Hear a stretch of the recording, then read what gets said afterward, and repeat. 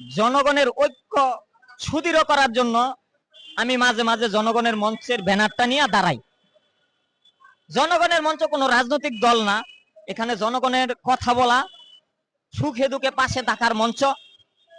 যেমন ধরেন হেফাজত ইসলাম যেরকম একটা বিপদের সময় একটা কোটি কোটি জনতা নিয়ে হেফাজত ইসলামের জন্ম হয়েছিল, এটার মধ্যে কোনো কমিটি নাই, কোনো নেতা নাই, এটা কোনো রাজনৈতিক না, সেরকমই জনগণের মঞ্চ, এটা একটা অরাজনৈতিক মঞ্চ। সবাই ব্যর্থ হয়ে যাবে, কিন্তু জনতা কিন্তু ঐক্য থাকতে হবে। জনতার ঐক্যই জনগণের সম্পদ। আমি মনে করি যে 1000 পার্টি আছে বাংলাদেশে, নিবন্ধিত এবং অনিবন্ধিত। নিবন্ধিত মাত্র 45-56টা। হ্যাঁ, তাহলে এখন আরো একটা দল, ইলিয়াস কাঞ্চন সাহেব আরো একটা দল করছে। আমি তাকে ব্যক্তিগতভাবে স্বাগত জানাইছি, তিনি জনতা পার্টি করছে। কিন্তু কিছু কিছু লোক তার বিরুদ্ধে একটা ষড়যন্ত্রমূলক বক্তব্য দিচ্ছে। আমি মনে করি সব দলই থাকা দরকার।